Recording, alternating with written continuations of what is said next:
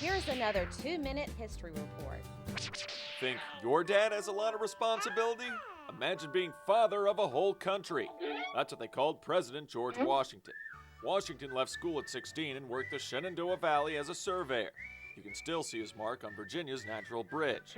He later served as an officer in the French and Indian Wars.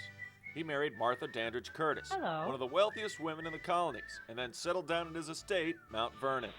In 1787, he attended the Second Continental Congress, where they appointed him chief of the American Army. Yay! After a major defeat to the British in New York, Washington crossed the Delaware in the dead of night to surprise enemy forces in New Jersey. Efforts like these helped America win its independence. Years later, Washington is nominated and elected president, the only president ever to get 100% of the electoral vote.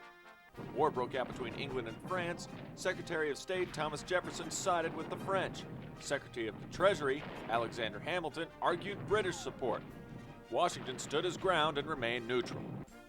After winning re-election in 1792, he gave the shortest inaugural speech in U.S. history. Thank you so much. 135 words, partially due to dental pain. Washington did wear false teeth, but they were not wooden. They were made of ivory. After 8 years, he declined on a third term and retired to Mount Vernon. Today, there is a state, 31 counties, and 17 cities that bear his name, including our country's capital. So here it is in a nutshell. He was a surveyor, a soldier, and a midnight sailor. Married well, spoke briefly, and had ivory chops. He was an inspirational leader and remains as a common name on road maps. That's George Washington in 2 minutes.